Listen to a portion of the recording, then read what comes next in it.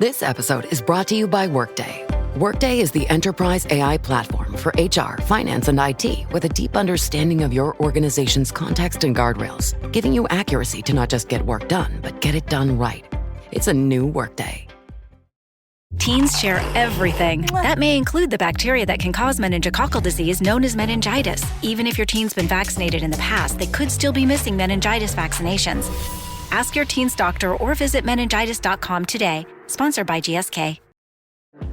Trying to be a bit more mindful of things you buy? For you and your family? Well, when it comes to laundry, choose All Free Clear. 100% free from dyes and perfumes. All Free Clear uses only essential ingredients that tackle tough stains and odors. And it's gentle on the skin. It's a powerful clean you can feel good about. So go on, pick up a bottle of All Free Clear for your next laundry day. I mean, the idea of fidelity to a Homeric world is, I mean, it's so wrong-headed because there is no Homeric world, or if there's a Homeric world, it's one that we extrapolate from the poems. So because these are songs which evolve over centuries and are told by generation after generation of singer, each of whom is adding their own bits and pieces and preserving elements from previous iterations and so on, the Homeric poems are an extraordinary mishmash of linguistic forms, and they're an extraordinary mishmash of descriptions of architecture and weaponry and clothing.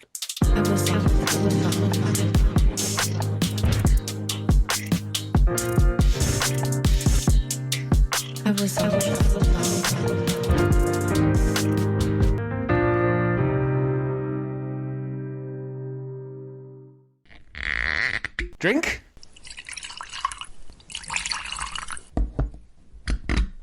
Now, shall we begin? Hello. We're in the midst of Odysseymania as the new film by Christopher Nolan breaks records at the box office. Nolan's interpretation of the poem has attracted criticism, though, from casting to armour. But any anachronisms are simply the latest in a very long line that began in English with George Chapman's translation in the 16th century. Henry Power, author of Homer Haunted, joins me as we discuss the new movie, why Homer will always be relevant, and we talk about some of the varied and entertaining translations that are out there. Please do rate and review if you can. It would mean a great deal to me. And if you can share the pod with friends and family, I'd be most grateful too.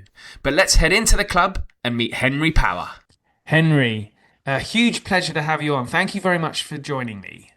Well, thank you for having me on. It's great to talk to you. Well, I really was very keen to talk to you, having read a review, and I have now been reading your book, Homer Haunted, which I was saying before we started recording that I was just found this a huge pleasure to read. It's just really enjoyable. Waves of pleasure, page after page of pleasure. Because this is, I guess this is looking throughout history, I guess English, British interpretations and translations of Homer. And I guess I wondered, was this something, I guess the timing, we should get the sort of elephant in the room out the way. Christopher Nolan right. Film is out. Is the timing of the publication a coincidence? It is more or less a coincidence. I mean, I've been thinking about Homer on and off every day since I was about 8. So in some senses, I've been working on this book for a very, very long time. But I've been thinking about Homeric presences in English poetry and English culture more broadly for at least 10 years, and kind of beginning to gather the materials for this book. And it was due to, I signed a contract to write it for Bloomsbury about 18 months ago or something, when a lot of the work was already done. And then the announcement came out about the film, and it was going to come out in September, and the publishers have cannily, I hope cannily, maybe not cannily, decided to bring it out a few months early. So, you know, the idea clearly is that people will go and see the film and then kind of take a particular interest in the book. And the risk is that it gets drowned by all of the other Homeric stuff that's going on. I hope the former, obviously.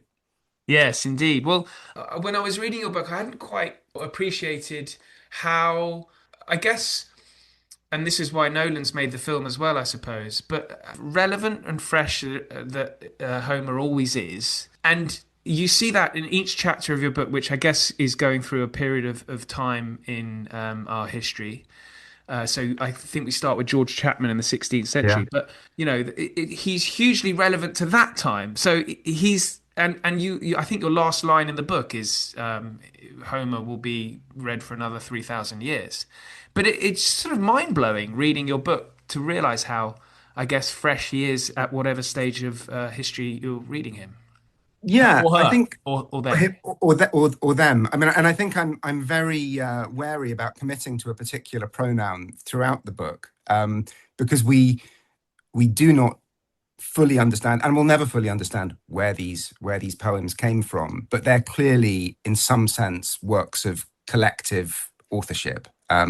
There was no individual who is solely responsible for the Iliad and the Odyssey. There was probably a brilliant singer on one particular day who drew together elements of this tradition, but there are thousands of stories and thousands of voices in there. But anyway, yes, the poems, the songs are always relevant to every generation, and the Odyssey, it's really interesting, feels particularly relevant now because in this particular interpretation that's very much to the fore in Christopher Nolan's film, it can be seen as a poem about trauma and about exile and about a person recovering from the horrific things he's seen and the horrific things he's done in wartime.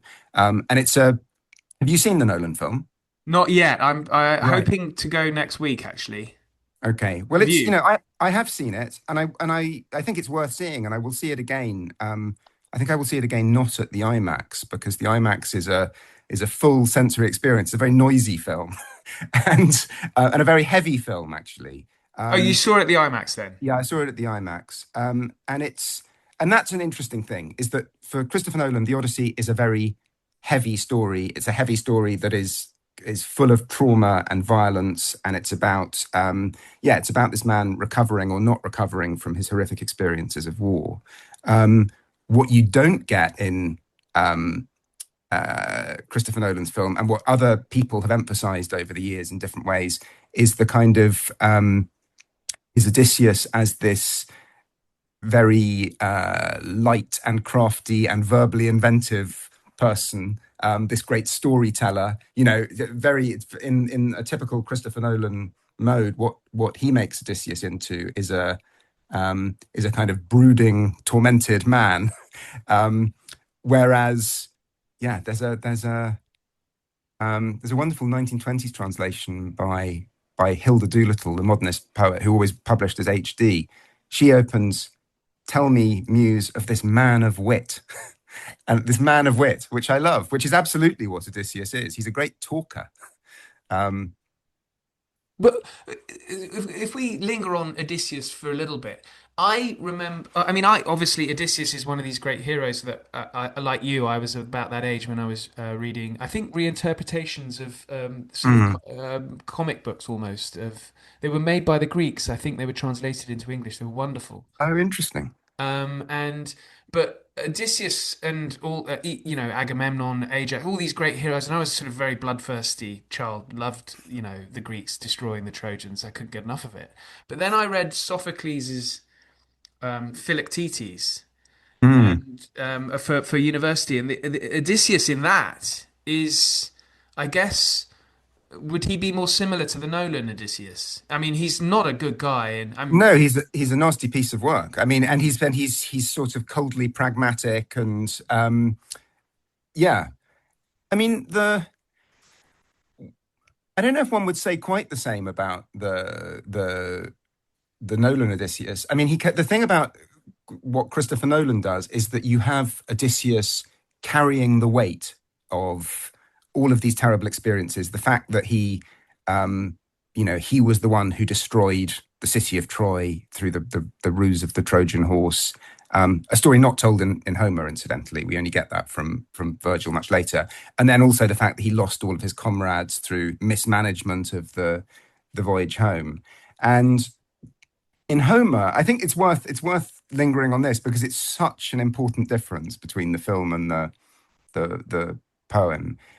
In Homer, Odysseus tells, he's halfway through the poem, he's well, actually quite early in the poem, he's washed up on the coast of Phaeacia after a shipwreck. By this point, all of his comrades are dead, and he meets this princess Nausicaa, who takes her to the home of her parents, the king and queen Alcinous Nerete, and Odysseus he's invited in as a stranger, and he has to sing for his supper, and he tells the story of his adventures. And that's the moment where we actually get the story of the Cyclops and Circe and the Laestrygonians and Scylla and Charybdis and all of this kind of thing.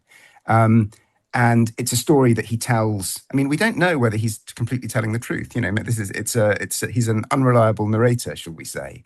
But it's a story of kind of, he's presenting himself in a heroic light, certainly. Christopher Nolan cuts all of that. He doesn't even get washed up on the coast of Phaeacia. We don't meet Princess Nausicaa, which is an extraordinary decision because she's one of the most interesting characters in the Odyssey. This is a disaster. Well, what it is it's an interpretation. And the book that I've written is about hundreds of interpretations down the centuries. And what a boring book it would be if everyone had just kind of gone for a vanilla account of what the Odyssey is like. So it's an interpretation. But what Nolan does instead is he has, the moment you keep cutting back to is Odysseus telling the story, not in a heroic setting as a banquet to a king and queen, but to the nymph Calypso, played by Charlize Theron, who is acting as a kind of therapist. And Odysseus is processing. It's a very, very 21st century way of doing it. He's processing this trauma by talking to this beautiful nymph Calypso, and there's a bit of therapy speak from her about, she finally decides it's time for him to go home. Now, what actually happens in the Odyssey is that he does indeed spend a long time with Calypso, but they're certainly not doing talking therapy. They are physical therapy. It's very, very physical therapy. She basically imprisons Odysseus for 8 years, and has sex with him for much of that period. And eventually she's instructed by the gods, no, you have to let this guy go now. They're the people who say it's time for him to go home. And that's another extraordinary thing, actually, about the, what gets left out of the film is that there's a lot of sex in the Odyssey. And Odysseus has sex with Calypso. Odysseus has sex with Circe. Odysseus, he doesn't have a sexual relationship with Nausicaa, but it's certainly a moment of sexual tension when this kind of weather-beaten, shipwrecked man washes up completely naked on the beach and has to appeal to this beautiful young princess who we're told is of marriageable age. So that's an interesting moment. And then, of course, the end of the poem is when Odysseus is recognized by Penelope and proves that he is Odysseus by identifying, by knowing the fact that his bed is immovable. Penelope says, for those who don't know this bit of the poem, and again, this doesn't make it into Nolan's film, Penelope tests this stranger who turns up in her household by saying to the servants, move the bed and we'll kind of make it up in a different room. And Odysseus bursts out in rage. It's impossible to move the bed because I constructed it from the trunk of a living tree. And then at that point, there is this moment of recognition, and then they go to bed together. And then when they finished making love, we're told Odysseus one last time tells Penelope all of the stories. Slightly different version of the story. He misses out some of the stuff about Calypso and Circe, actually. But this is what I mean. He's wily. He's good with words. He's good at curating his own story. Yes, indeed. I wondered, because, we are obviously living in a post-Christian world. If one viewed the Odyssey and the Iliad through the view that the ancients had. If we reinterpreted it, it'd be very, very different to how it's been done, I guess, since George Chapman in the 16th century and since. Yeah, and right from the Renaissance, the moment that the Iliad and the Odyssey start to be read in England and across Western Europe, I suppose, there's always this attempt to square that, one might say amoral. It's not exactly amoral, but this quite chaotic, violent world of Odysseus and Achilles and Agamemnon with the Christian values and Christian kind of belief structure that then existed. And so Chapman, who you've mentioned, who's the first translator of the Iliad and the Odyssey into English, or the first person to translate all of them into English, he turns the Odyssey into a full-blown Christian allegory and is quite unapologetic about doing it. So he thinks of Odysseus's journey towards Ithaca, and the passing through various trials and tribulations as an allegory for, the journey we all make through life, but also the journey that the human soul makes towards Christ. And it's not, you don't actually get this stated directly in the translation itself, but you get commentary at the side, which itself leans on earlier Latin commentary, which is pretty clear that this is what he thinks is going on. So, that idea of the journey as being a moral journey, as being a kind of journey towards redemption in some sense, is right there at the start. And it's interesting because most people now would say, wow, that's really taking some liberties. But I wonder how much that kind of Christian view of the poem has lingered and is still present in lots of later interpretations. Right. And I was interested to read in the Chapman chapter the fact that, and I didn't realize, I assumed that the elites would all be reading Homer and the Odyssey and the Iliad and would be very familiar with it, but that wasn't the case, was it? And I had no idea about that, really. No, it's so when Chapman starts translating towards the end of the 16th century, it was so Homer was available in, you could find a Greek text in England if you were very lucky, but very, very few people would have been able to read Greek. It had been translated into Latin earlier in the century, so you could read it in Latin, but it wasn't widely read in Latin. And so it wasn't part of a sort of educational system, was it? No. You wouldn't be taught it in Oxford University or... No, it would not be a normal part of education, of a kind of humanist education in Oxford University. There were a few people who would have read it there, and there were a few people who would have been capable of teaching it. But the culture of classical learning in the 16th century is very, very heavily skewed towards Latin, and I'm sometimes puzzled or frustrated by the fact that people talk about Latin and Greek as these things that have always gone side by side in the English education system. That's truer in the 19th century, by the 19th century. In the 16th century, if you're literate, if you've had a kind of grammar school education, and certainly if you've been to one of the two universities, Oxford or Cambridge, you're basically bilingual in English and Latin. That's the level of penetration that Latin has. And so any reasonably educated person would have thoroughly absorbed the works of Virgil and Ovid and Horace, and probably also Livy and Cicero, these great Latin authors in verse and prose. But Homer is far more of a niche proposition, shall we say. And to have read it actually in Greek is you're talking about a vanishingly small section of the population. And that's it's a bit of a puzzle because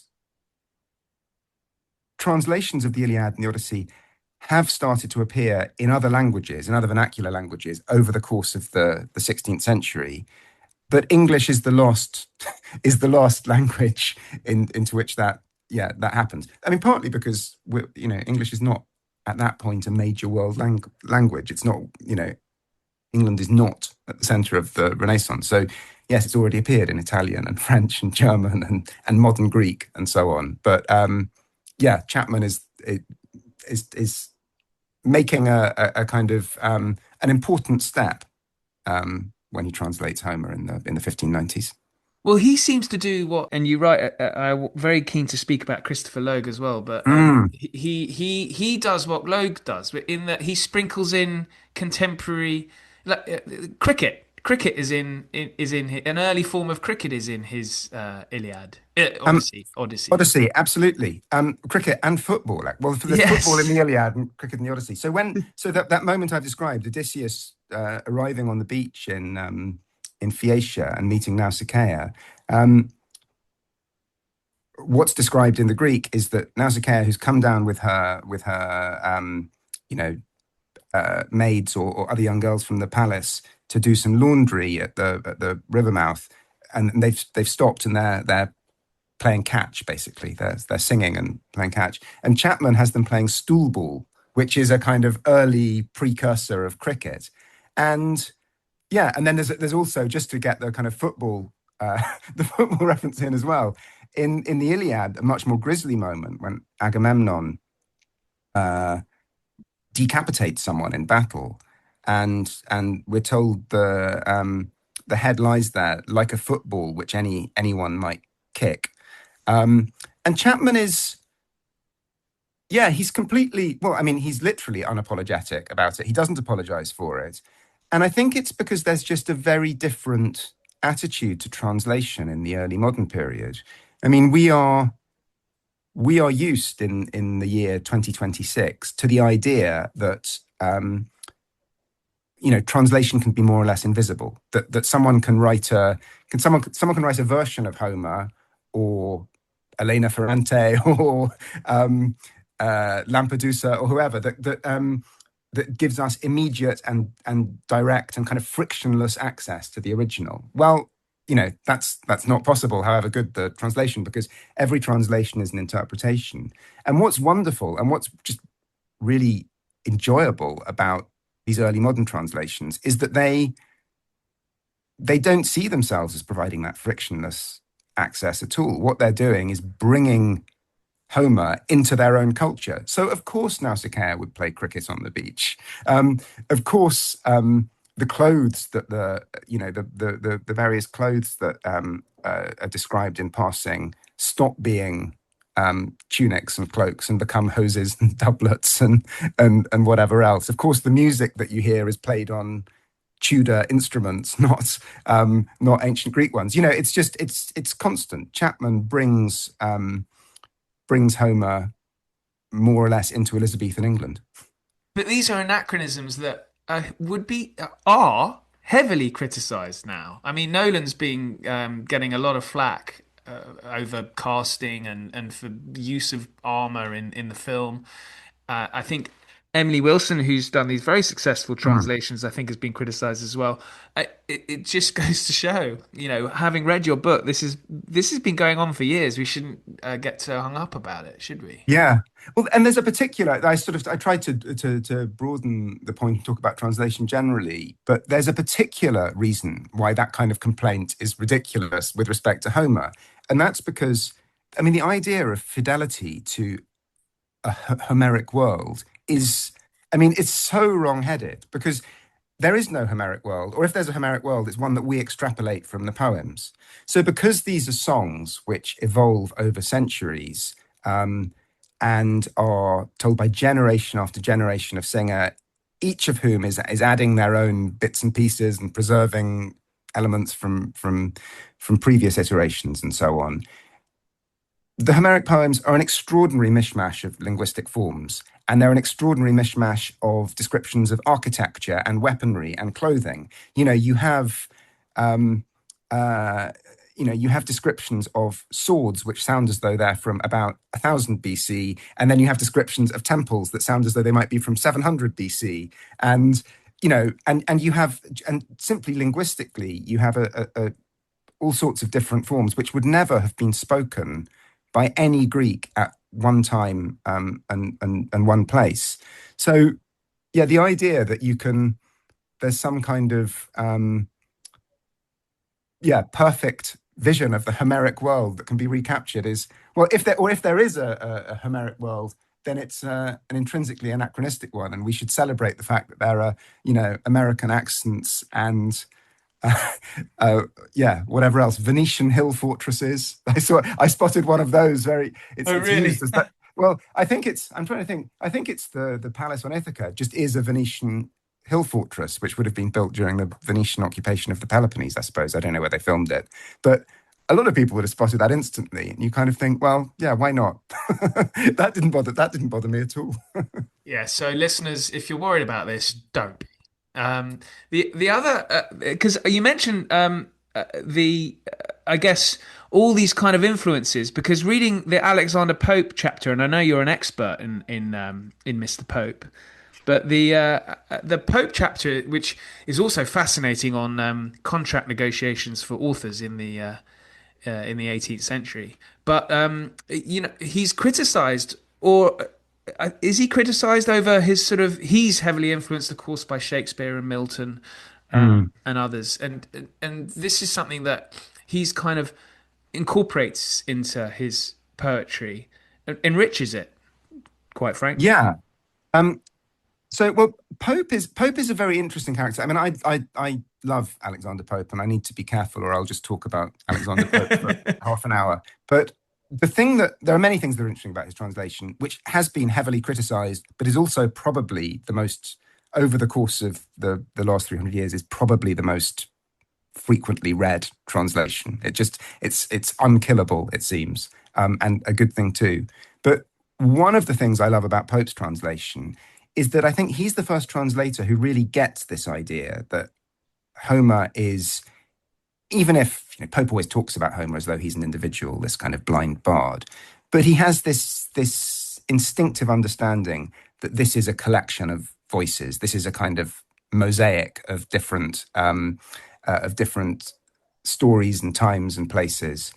And the way he reflects that in his translation is that he constantly quotes and alludes to earlier poets. So there are lots of kind of fragments of Shakespeare and Milton and Chaucer and the Bible, and of hundreds of other poets who Pope was reading frequently, whose names are kind of would barely register now. So, I mean, it's also a beautiful translation into rhyming couplets. But when you read it, you have this uncanny feeling. Sometimes the references are really obvious, and you kind of think, this is a moment I recognize from Shakespeare or Milton or whatever. But more often, you just have this uncanny sense that you're in the presence of earlier poets. There's a kind of this uncanny familiarity to a lot of the language, and it makes it really beautiful to read. And the other thing about Pope that's really interesting is that he is, I talked about Chapman as being very comfortable with the idea of just bringing Homer to Elizabethan England. And indeed he is, and it's such a wild ride reading it. I recommend no one will be disappointed if they spend a couple of hours in the company of George Chapman. You might find it's a bit much to read the whole thing, but it's a great thing to dip into.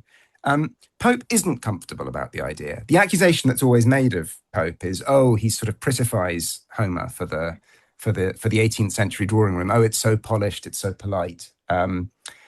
Actually, one of the things that's fascinating about Pope's translation is that he does want to make it fit for the 18th century drawing room and accessible to 18th century readers. But he also wants those 18th century readers to understand how wild and violent and rough and ancient this poem is. And the way he usually achieves that is that there are very, very extensive notes. He calls them observations, which accompany every book of his Iliad in particular. Well, he does it for the Odyssey too, but I think he probably spent more time personally on writing the ones for the Iliad.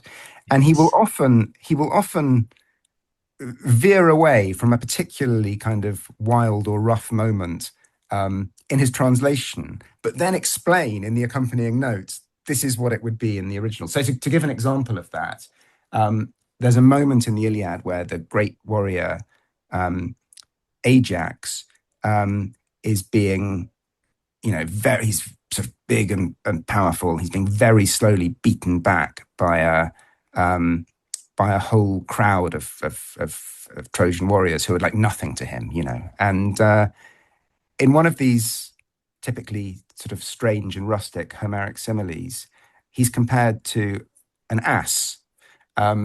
An ass being beaten back by a group of little sort of naughty boys with sticks. And Pope can't bring himself to translate it. The Greek, it's a very simple translation. The Greek word is onos, and the English translation should be ass. But Pope can't bring himself to use the word ass. So he sort of, there's some ridiculous circumlocution, the kind of the patient animal with strength endued or something.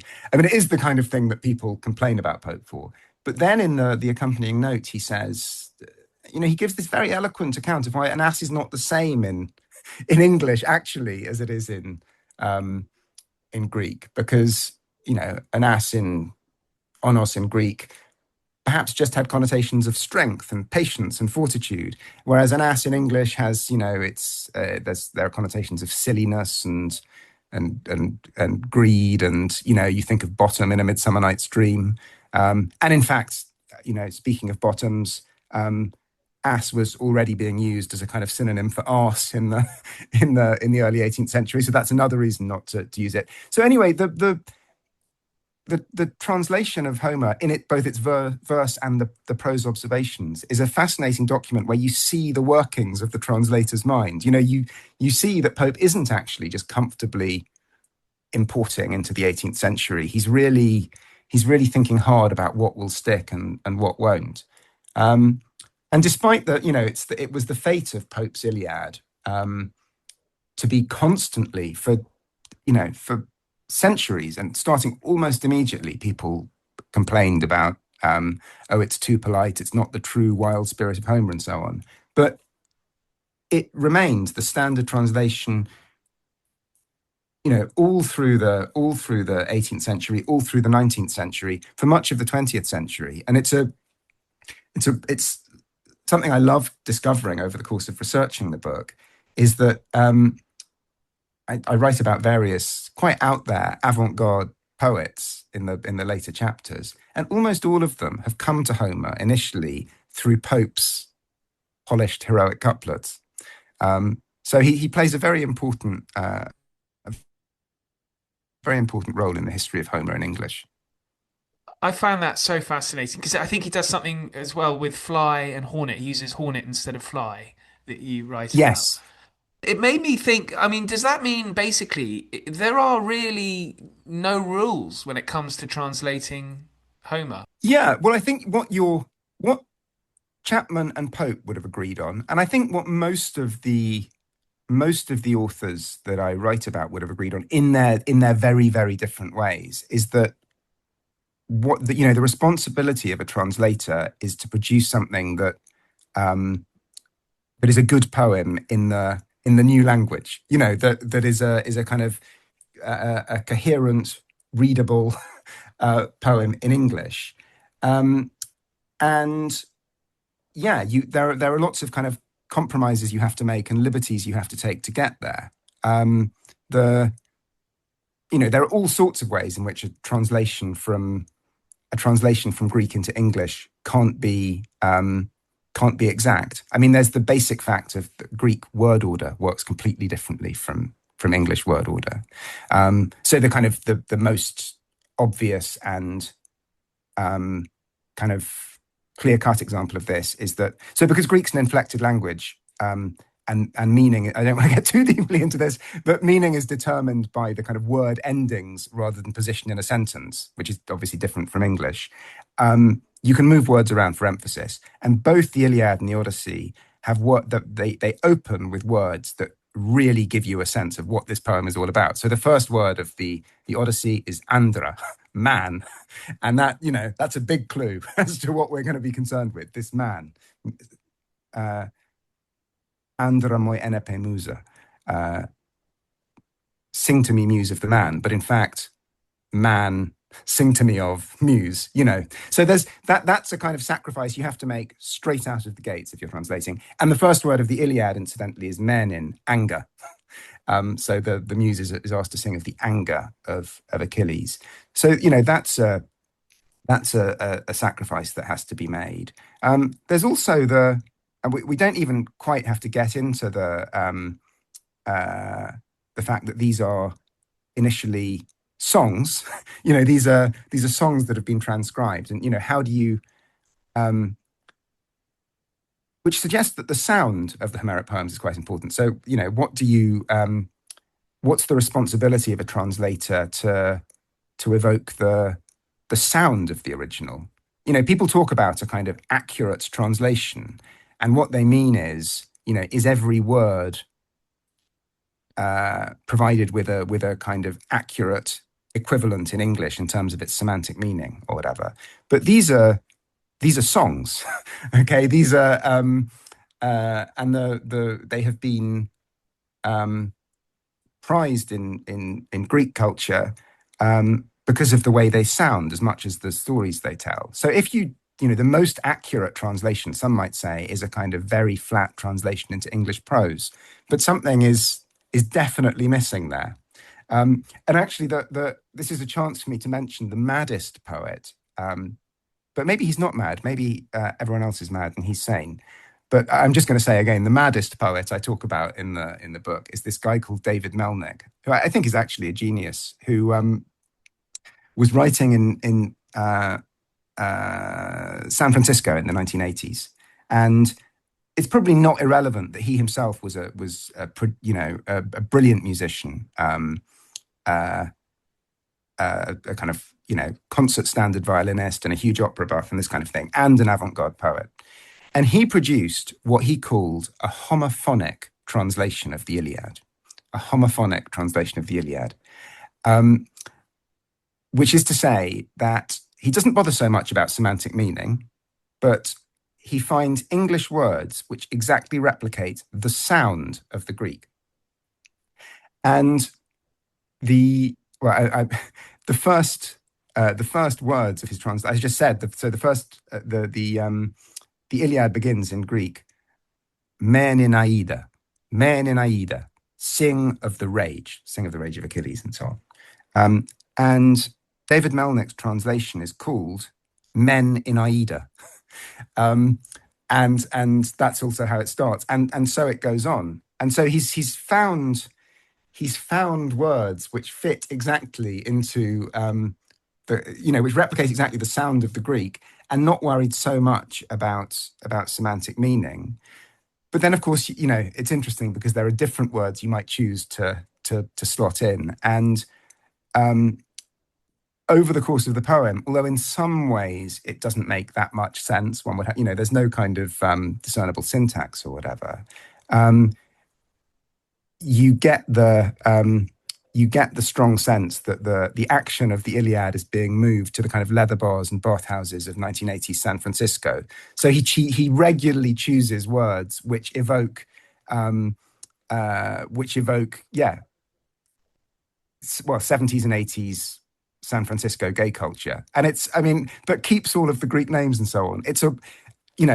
I said that people might like to spend a couple of hours with Chapman, and that might be enough. I think I'd probably, maybe lower that to half an hour with David Melnick. It does get a bit tiring, but it's brilliant. It's brilliantly inventive, and it's very, very funny. And it also, there's a kind of serious point to it, because it reminds us that there are other choices a translator can make. If you just decide to go for semantic meaning, you're kind of willfully ignoring a major part of what these songs did in the first place.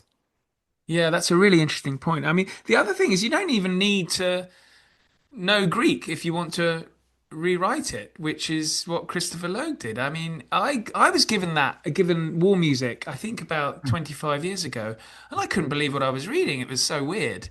But I loved it, but I couldn't quite get my head around it. And actually reading your chapter helped me sort of understand it a little bit more. So I'm going to go back to it. But I'm glad. Yeah, his is. I don't know how well known his was. his war music is, sort of to the wider public? Because I mean, did it sell well, war music? I don't think it's ever sold really well, but I don't know. So I mean, I studied classics at university 25 years ago, and it was then he was still the final installments of it came out then, and it was a thing that classicists used to kind of push to each other. Oh, Have you really? heard? Have you? And then I discovered when I sort of after a long odyssey, I ended up working in an English department. And to my amazement, people don't know Logues nearly so well in English departments. So I've been trying to correct that because, I mean, he's a wonderful poet, not just the Homer, although that is his main thing. But yeah, I mean, for those who don't know, Christopher Logue was this poet who, so he was around for most of the 20th century. I mean, he started publishing poetry in the 50s, and he kept going until he died in, I think, 2016. And in 1959, he was asked by this BBC producer to translate a bit of Homer for the third program. Basically what is now Radio 3, and he translated the moment where Achilles, very surreal moment where Achilles fights the river Scamander. Scamander is the river that flows around Troy that is outraged at its stream being choked by so many bodies and by so much blood, and it rises up and attacks Achilles. And Logue translated that, and he knew no Greek at all. And the BBC producer, this guy called Donald Kahn Ross, who's an amazing man, who then, I mean, he had this brief but influential stint as a producer at the third program, and then he went off and became a professor of classics in the States. But anyway, Kahn Ross provided Logue with a very straight prose translation. In fact, I've looked at the typescripts of them, and in fact it does try to present the Greek word order as far as it possibly can. It really goes to some length to do that. And Logue also read Chapman, and he read Pope, who he absolutely worshipped. And it's interesting, this very kind of ultra-modernist poet who also loved Pope. And after that, so the thing was broadcast, but Logue just couldn't let the Iliad go, and basically spent the next 50 years working through it and producing installment after installment of different bits of the Iliad. And the way he translated it was just amazing, because he would he had an idea of the story, he had a basic idea of the kind of word order and so on, but he would patch in all sorts of bits that he found relevant, clippings from newspapers and magazines and adverts, bits of Shakespeare and Milton, bits of Pope's translation and Chapman's translation, just sort of stuff that people said and he scribbled down on napkins. And he assembled the manuscripts for war music are incredible. He assembled these kind of collages, which he would then eventually, I don't know quite how he did it, turn into more or less linear prose. And towards the end of his process, I suppose from the kind of 80s or 90s on, he called them flowcharts, these collages, and he would stick all of these clippings onto, listeners of a certain age will remember dot matrix printing paper, with the holes at the side, which is endlessly kind of unfoldable. And so you have these huge kind of 20-foot manuscripts with all of these, clippings from the New Yorker, clippings from, kind of Ginsberg diaries or whatever attached to them. And to give an example of the kind of way he worked and how good he is at using these, I suppose you'd call them found phrases. The penultimate installment of War Music being the global title that he gives to his version of the Iliad.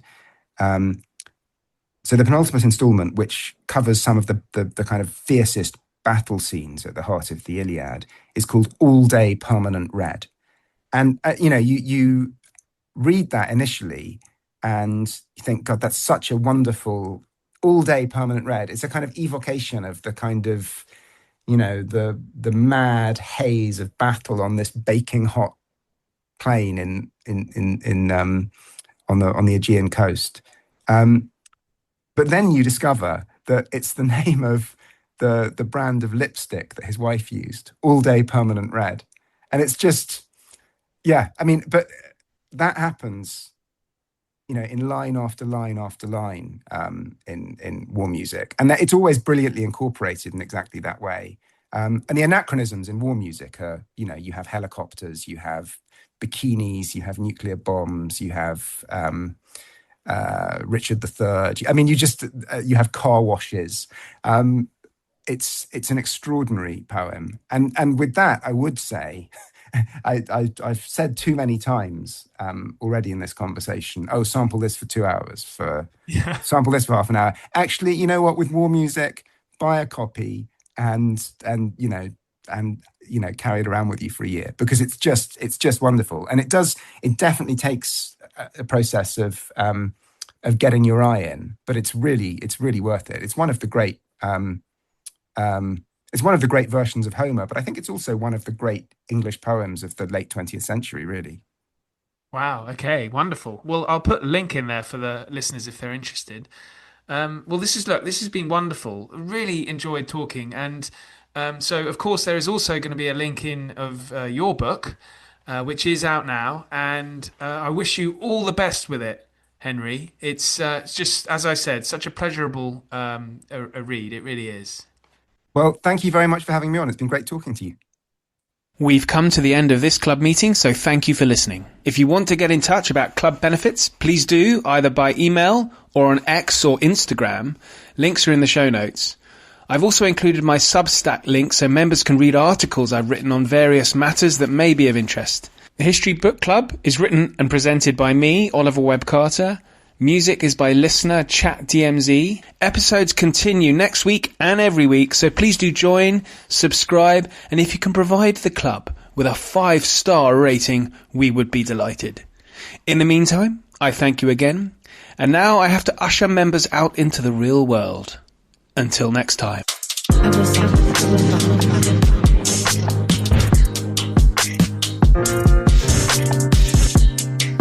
I was